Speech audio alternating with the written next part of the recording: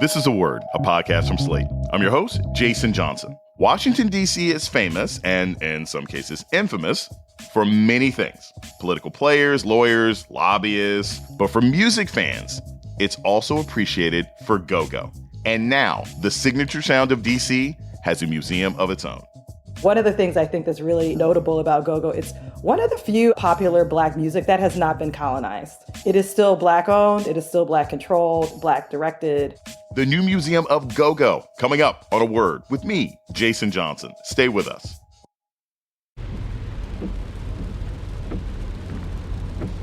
This is the sound of your ride home with Dad after he caught you vaping.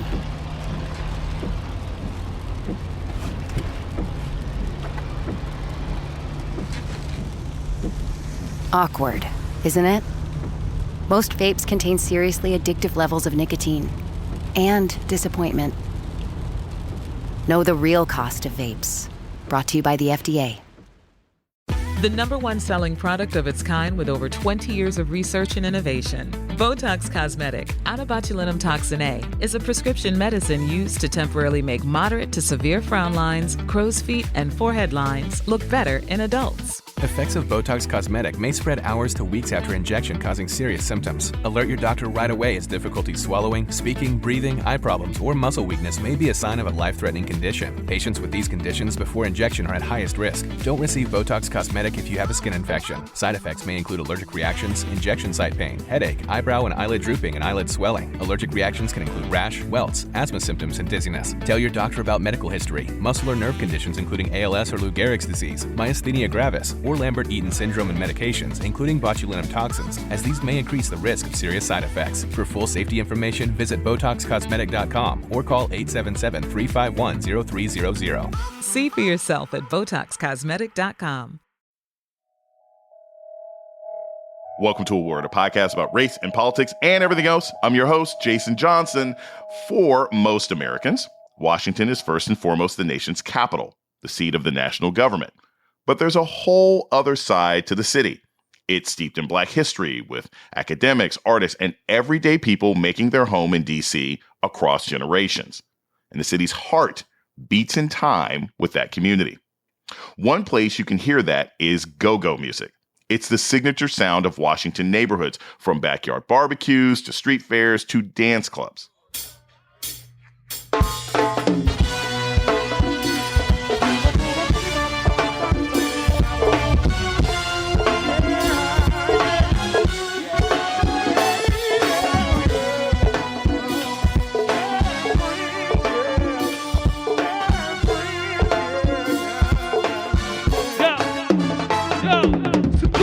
Let me see your hand.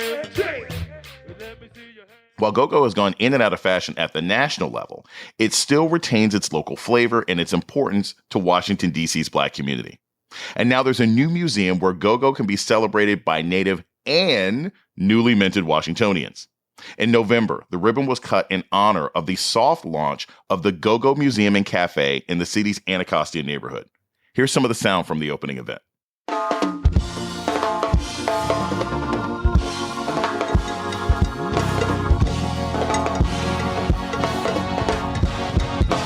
Reverend Bill, Reverend Lee, white boy.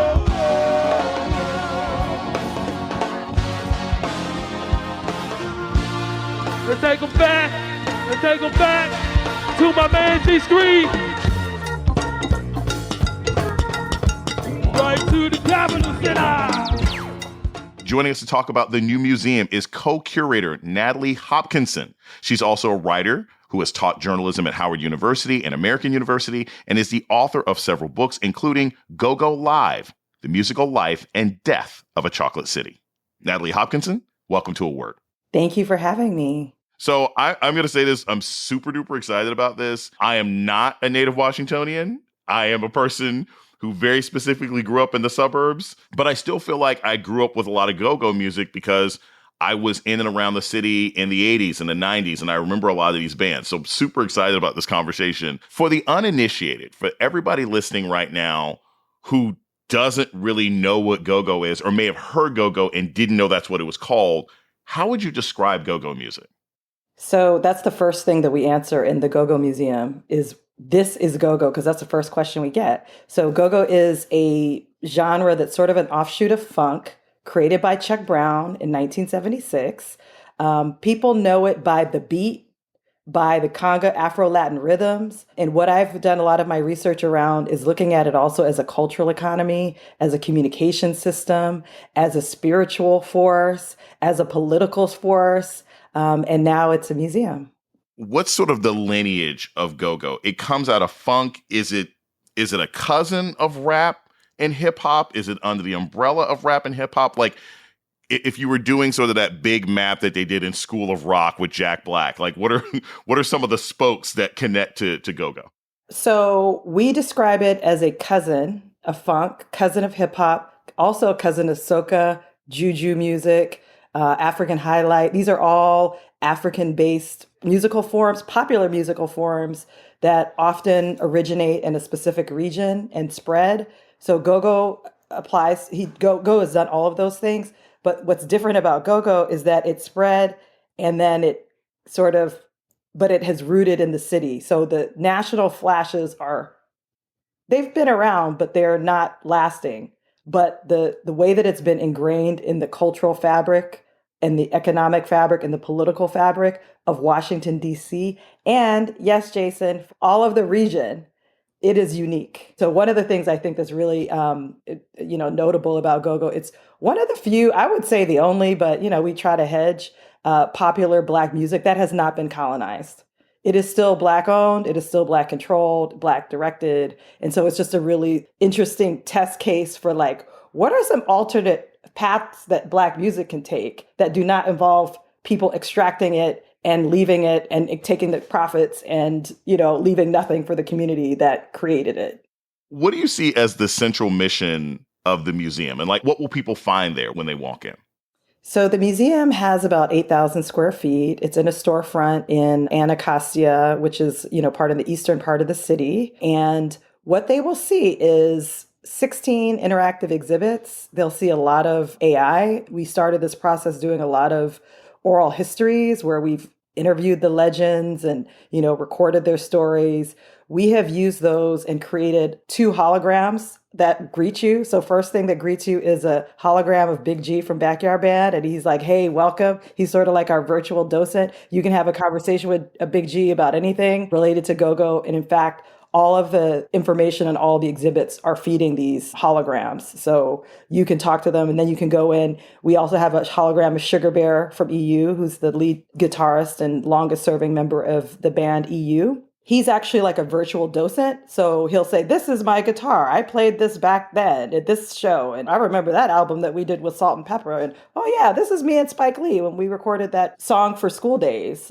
So you see that. There's also interactive timeline looking at the history of DC. And then we also tell go-go history together on an interactive timeline. There's about 100 points on this timeline. There are digital artifacts on each point. So either a photo or a video tracing the path of its establishment, its criminalization, the fight back, and then where we are, which is getting go-go becoming the official music of Washington, D.C. So there's a bunch more interactive exhibits. But when you get into the basement, it's also a recording studio. And so we'll be able to do our own tiny desk shows. There's a full band. There's band equipment down there for our house band. So if Jay-Z or anybody wants to come and sit in with the house band for the Go-Go Museum, they can. We'll do recording sessions with them. It's a state-of-the-art recording studio. We had to design the soundproofing between the exhibits. So you could learn about Afro-modernity and sort of the history of this and blah, blah, blah, while recording, partying down in the basement. The thing that's actually the most probably, I think, inspiring about the space is the outdoor pavilion. It's spread across 3 storefronts in Anacostia. There is a concert venue back there. So for the opening, we had 2 stages. On one end stage, you had Backyard Band playing, and then on the other side, we had Junkyard Band, and in the middle is the audience. So we turn and see Backyard, and then they hit it. It was like a tennis match. Then they hit it over to Junkyard, back and forth. There's a chef, Angie Rose. She's created an Afro diasporic street food menu. So you'll get like the chili, the half smokes to mambo sauce to empanadas, the Brazilian street food, all the street foods from throughout the diaspora. So it's tracing the parallel path of our music, right? So the thing about go-go is when you hear it, I know for what I heard it the first time, it doesn't sound like it's quite, you kind of can't, like, what? First of all, what is it? Where do you place it? And the answer is it's around the world. It is the way of our path that the Black people have traveled. So the exhibits sort of tell that story of how our music, how our spirituality, how our way of being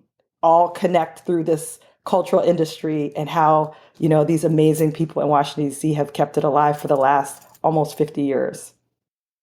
So you talk a bit about how this museum is located in Anacostia. And so for people who don't know DC, they may not know the significance of that neighborhood. Tell us a little bit about Anacostia, why it's important, not just to go-go, but to sort of the African-American, the diasporic experience in Washington, D.C.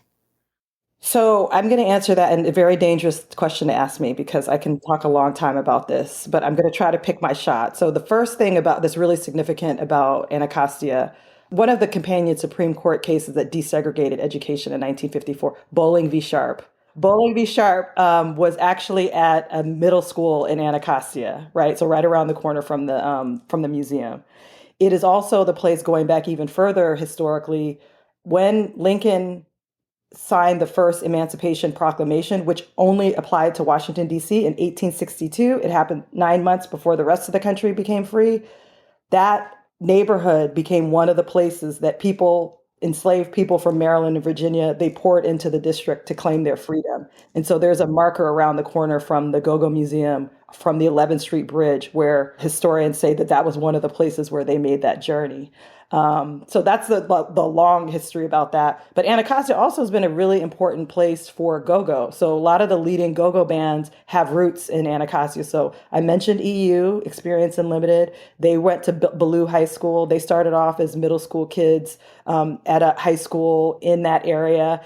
Rare Essence was at a private school in Southeast. They grew up on Xenia Street. So it's very important to go-go historically. And as we just mentioned, talking to Alicia Montgomery, one of your producers, there's an old Catholic church that's 100 years old that actually is one of it's right around the corner from the museum. That's one of the most important go-go venues. Frederick Douglass House is maybe 10 blocks away, which is now a historical site with the National Park, run by the National Park Service. There's the Anacostia Park, which is a beautiful green space.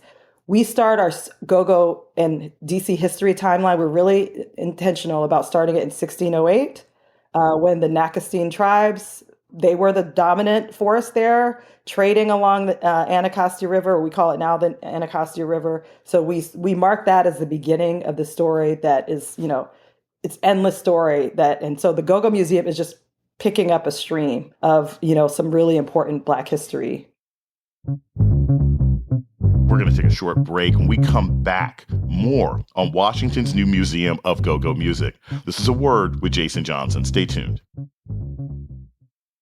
For over 50 years, Burlington's legacy has been great deals on coats for all weather conditions. So before you're caught unprepared for the winter weather, head to Burlington for name brands, quality items, and surprising fits for every family member. Stock up on coats, sweaters, and accessories before the cold hits, so you can finally stop avoiding the elements and start living comfortably. Warm up at your nearest Burlington location less than 1 mile away.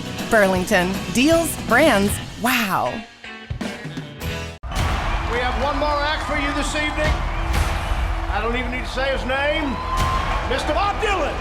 From the director of Walk the Line and Ford vs. Ferrari. If anyone is going to hold your attention on stage, you have to kind of be a freak. And starring Timothée Chalamet as Bob Dylan. Are you a freak? Hope so. Once upon a time, you're just so fine. Inspired by the true story. I want to know which side he's on. This Christmas. They just want me singing Blowing in the Wind for the rest of my life.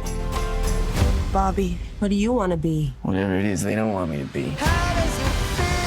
He defied everyone. Turn it down! Play it loud! To change everything. He's our Elvis. With no direction. Timothée Chalamet, Edward Norton. Elle Fanning, Monica Barbaro. Make some noise, BD. Track some mud on the carpet.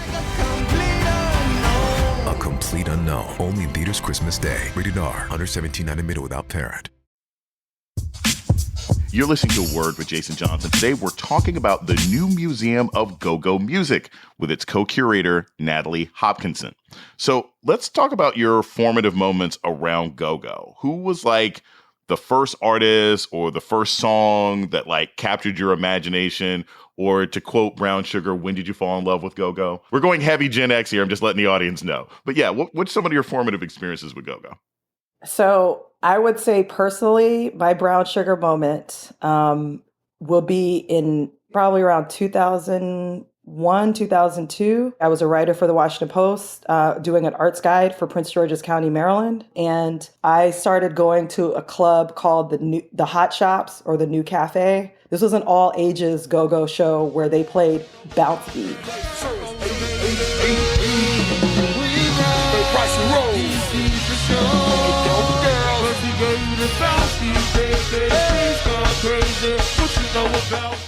And at that time, bounce beat was just sort of starting. There was this new dance music called Beat Your Feet.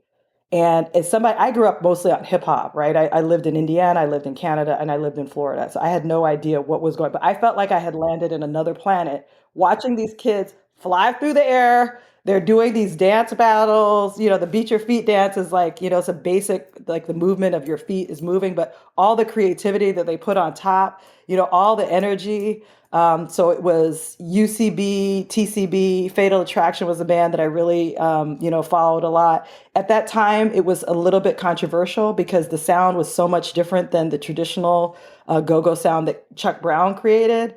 But now it's more accepted, right? It's like we're 25 years later, it's more accepted. But I absolutely fell in love with it. I just couldn't believe it. Like, I just couldn't believe how free people were in this space. It was a space that was friendly for queer identity, for every kind of identity. You know, it was just like, when I just think about freedom, that's what I just think about, like these kids flying through the air, you know, in that club. So that's when I fell in love with it and got obsessed with it. And I've been on a rabbit hole ever since then.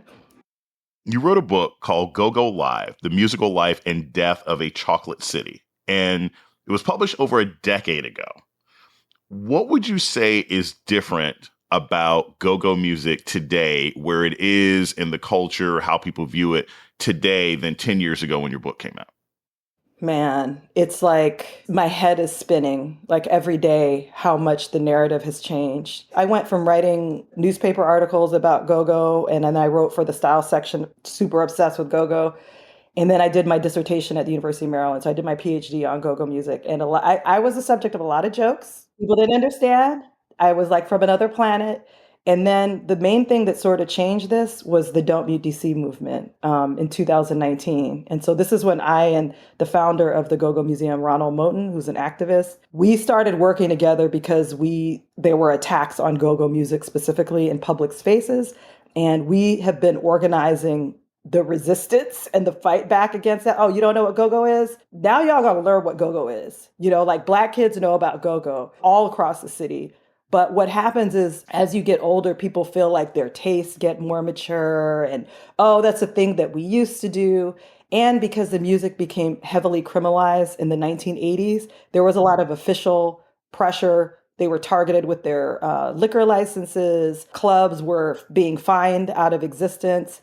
And there were curfew laws that specifically targeted go-go that really put a lot of negative social pressure on it. So Don't Mute DC was really the beginning of a turning point of a very dramatic narrative change. I wanted to ask this because I wanted to make sure the audience was clear. So what was the Don't Mute DC movement? What does that actually mean, and what did that stem from?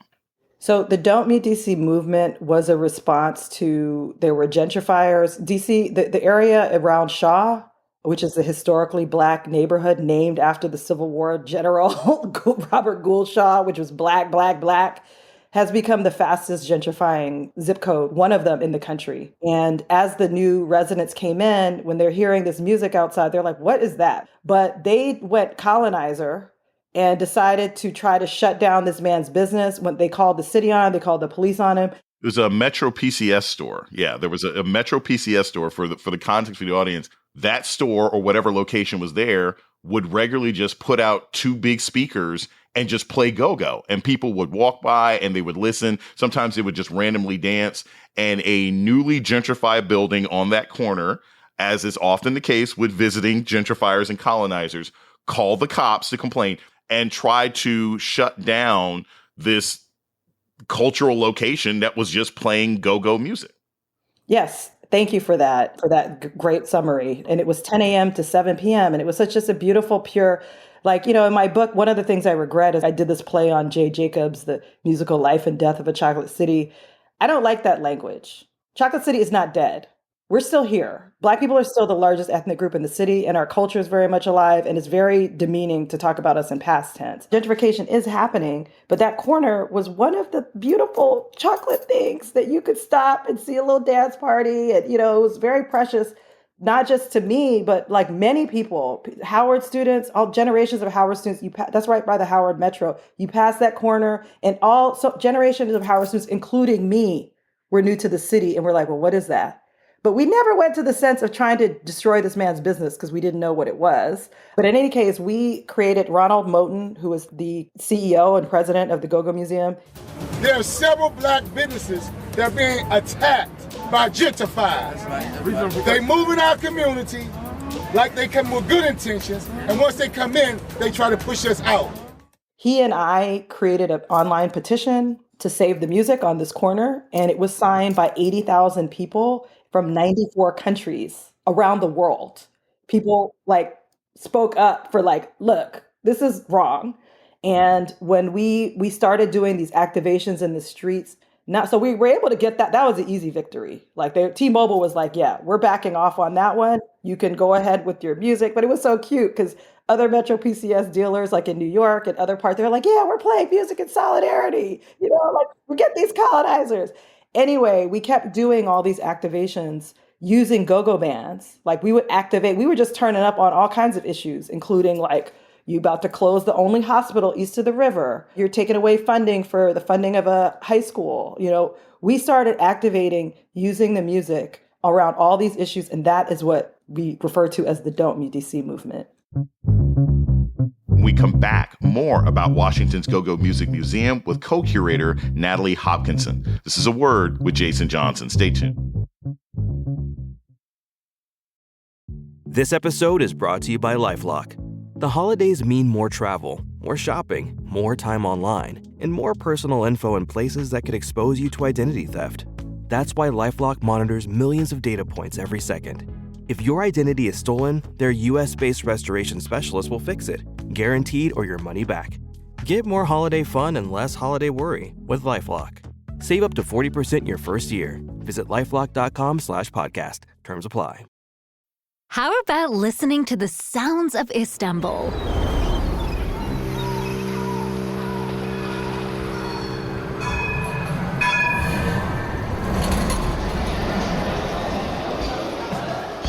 Beautiful, isn't it? But you can't discover the coolest city in the world just by listening. Check istanbul.goturkiye.com now and plan your Istanbul trip today.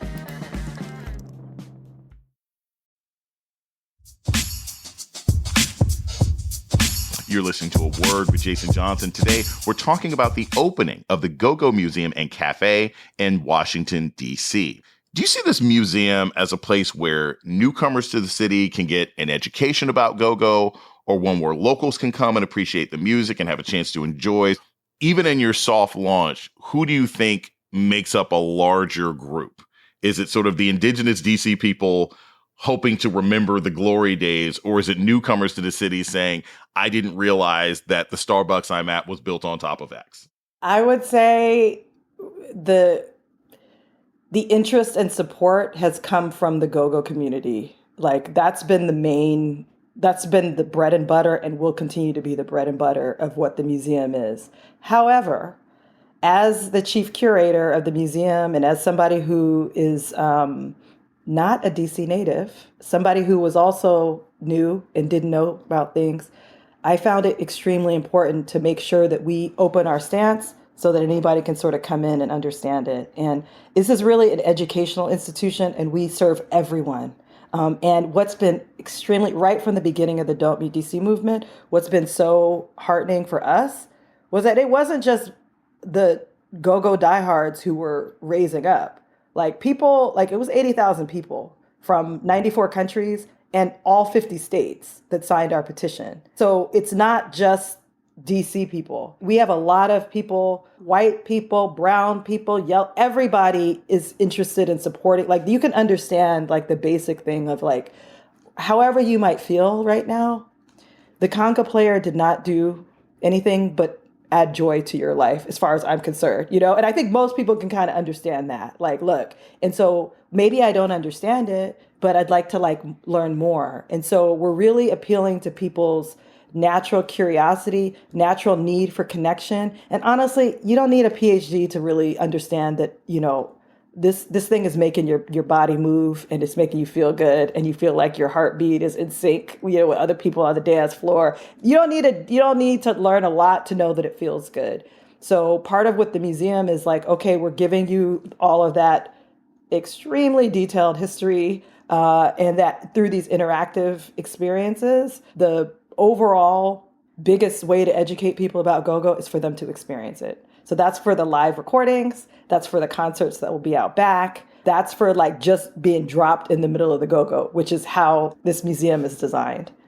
I'm by no means a musicologist, although I have a couple friends who listen to the show on a regular basis. My sort of understanding of sort of the arc of most Black music is, you know, it's created, it spreads throughout the community, it is criminalized by the dominant culture. You know, they attempt to extract something from it, colonize it themselves, then it sort of becomes a classic, right? Blues was initially, you know, poor Black people music, and then it was criminalized for juke joints, and then white folks started listening to it. We've seen the same thing happen with jazz. We've seen the same thing happen to hip hop in many respects. Where would you say go-go is in that sort of story arc of Black American music right now? Is it still, because we joked at the beginning, it hasn't been mainstreamed and colonized, but it also hasn't been turned into sort of classical music yet outside of perhaps DC. I mean, getting museums is sort of the beginning of something becoming institutionalized. So where would you say go-go is now in its life journey? I love that question so much. I'm teaching 2 music classes at American University. One is on music, mass movements, and democracy, and the other one is on the music and cultural industries. And that's the thing that, you know, of course we talk about go-go. My poor students, they're gonna get this go-go. But we also talk about what you're talking about, which is this pattern of rejection, criminalization. And so they're, for instance, very shocked to learn that, you know, jazz feels classical now. Right. So they're very shocked to learn that like the jazz artists were considered like low lives and they were like plied with drugs and exploited in New Orleans and other places, and how they were known, they were criminalized. They were like, a lot of the clubs were like, had a lot of criminals, you know, it's a lot of laundering happening, you know, in these sort of places. And so it is, you're absolutely right. This is what the pattern is, you know, with Black music. And I think that, I don't know, like I can't tell you, but so far, 50 years in, go-go has not followed any of those patterns totally. It has been criminalized, but it's been extremely resistant because basically it just went underground. And honestly, it being outside and official, I know people who are big promoters who aren't that happy because they're like, we were doing fine. And actually, we don't necessarily need y'all looking at what we're doing. So, but we'll see like what happens here. I mean, and we don't know really what the future is going to be. So that's really what's sort of exciting is like, I see the space as a midwife to the future, right? So like the young people who come in just yesterday, so my family's in town from Florida. And so I have my 18-year-old nephew, Joseph Ortiz, shout out to him and his BFF Aubrey are here. And they came into the museum and the first thing they did, of course, they love the interactive. There's a graffiti interactive where you can do your own thing and you could tag our wall and send it to yourself. And a lot of students really like that interactive. But I was really excited that they went right to the instruments and they started playing around with the instruments and they looked at the recording studio and it sort of like sparked this thing in them that like they can be musicians too, right? So It's going to be up to the next generation really to decide whether go-go follows the same pattern and gets colonized too, or even survives really, because if it's not changing, it's not living, you know? So like, I'm just sort of like looking to see who picks up the thread. Right now, go-go artists, they're working a lot. So Junkyard Band and Backyard Band, I mean, they're gigging, they're back to their height as far as like, you know, you might see them 4 or 5 times, a week. Like EU, it's crazy. Like we did that. I mentioned we did a reunion with them in 2021. They were 10 years before go-go even started. And then they adopted the go-go sound because they wanted to keep performing. The day that we did that reunion, they had 3 gigs that day. So they're working a lot. So the legends are working a lot, which is fantastic. They deserve it. They're the ones who kept this music going along, facing so much negative pressure, et cetera, et cetera. And I'm really excited to see what happens next. Like, what does this music sound like? What is it? But there are certain elements that make it go-go. First of all, like the audience being part of the band, call and response. The audience is part of the show. That makes it go-go. There's a conga. There's got to be conga, or it's not go-go. Like there's certain things that are basic and that are like foundational. We identified those, but how people want to take it in the future is going to be up to them. As a kid in the burbs, I always knew it was go-go because I would hear bells. Somebody would be playing like cowbells. That was usually the sign. So I'm curious about this, looking ahead, as you said, to the future. You know, I have a good friend of mine is an actor, comedian, Malcolm Barrett. And he was make this joke where he's like, what kind of music did Hollywood movies use for prison scenes before hip hop, right? It's like, because they just started, every time there's a prison scene, right? There was always hip hop in the background. That's what they sort of did. There's a way in which certain music becomes sort of generalized in our overall pop culture. There's a new show on Amazon out now starring Aldous Hodge called Cross, which takes place in DC. And they make a point of sort of playing go-go music in the background. What are some examples that you can think of how go-go has either gone mainstream or been adopted by sort of Hollywood and the mainstream culture that goes beyond just the borders of Washington, D.C. or the DMV metropolitan area? Film and television is a good example. We have an exhibit called Go-Go in Cinema where we've talked about how that's been part of like go-go's history as well. Or in the early 80s, Island Records, after Bob Marley passed away, they were looking for their next big thing. And they thought that thing might be go-go. And their vehicle for doing that was creating a film. And so they created a film called Good to Go.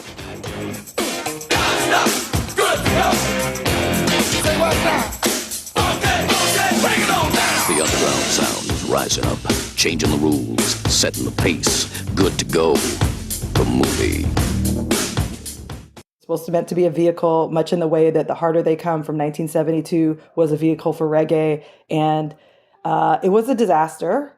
It was very insulting, way to criminalize the music, and people rejected them, and they got run out of town, rightly so.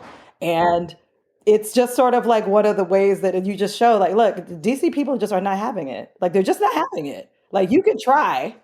So far, we're just sort of not having it. So I don't know. I mean, this is kind of like one of the big like question marks. So we are seeing Cross is a good example, and I did see part of that over the weekend where they had a great scene with Backyard Band performing with Big G. Big G, who is again the musical director for the Go-Go Museum. He's the hologram that when you come in, he's the one that greets you. He's also an actor. So he was in The Wire. He's in a number of HBO shows. He's a working actor as well. So he himself is like, and that also just being a leader, a lot of other young people, a lot of other Washingtonians are looking to his lead too, to sort of get opportunities. So we'll see. I mean, my personal feeling is that I don't need Hollywood to acknowledge it because that's not necessarily always a good thing. You know, like somehow this is the thing about colonialism. It doesn't usually go very well for us, you know, or even capitalism. Like it doesn't necessarily go. Like right now, all of the dollars in the go-go community for 50 years almost have been circling around. You've got Black security companies, Black PR people, Black graphic designers, Black clothing designers, Black promoters, Black musicians, Black managers, you know, whatever. Maybe it's only $1, but that dollar has been circulating around. And it's not like hip hop where they're like, basically like, thank you, we'll take it from here, right? After you create your genius, we'll take it from here. My hope is that go-go continues to go against the grain and we figure out another way forward that does not involve us getting pimped. Part of the beauty of this, quite frankly, for me, is because, as you mentioned before, go-go hasn't followed the pattern of most other things. We've seen it with, again, rock and roll and R&B and blues and every single thing on the face of the planet. The face of it at some point becomes somebody who came to it late. And that's the politest way to put it. And so much history ends up being erased that when people attempt to reclaim it, they're considered outsiders. Beyonce doing country. It's like, wait a minute. Where do you think country came from? Right? So that's part of what I appreciate. And usually at the end of the show, I always give the audience an opportunity to participate, or how can you support, or how can you engage? So let us know this. 1, November is the soft launch. When is the Go-Go Museum officially open, and how can our audience support you? Are there places they can donate? Are there t-shirts they can buy? How can they fully support the new museum once it officially launches? Thank you for that question, Jason. The way that people can support us, the website is gogomuseumcafe.com. There is a donate button. The Go-Go Museum is a nonprofit 501c3, so they can make a tax-deductible donation. They can follow us on social media, Instagram, Facebook, all of the social media networks, that all of that has been set up. They can also be on the lookout for our grant. We're going to do another big turn up in February 19th. Because will be the 5th anniversary of go-go being the official music of Washington, D.C. That's also going to be when our doors open for regular hours. How many hours we can provide is really going to depend on how many donations we get. So, if people believe in the mission, they want to check out, first of all, come check us out, follow us on social media. We have a newsletter. And definitely come visit. The other thing I want to say is, money is the number one thing that we need. Because we got this far because we made friends, institutional friends, like my former University Howard, my current University AU, Kennedy Center, Smithsonian Folklife, the office, DC government. The biggest partner has been DC government. Mayor Bowser and her administration have been our absolute biggest supporter and backer. But there's other ways that you could support us, right? So if you are interested in collaborating with us on pop-ups, we also have a mobile museum that's been moving around DC for the last year.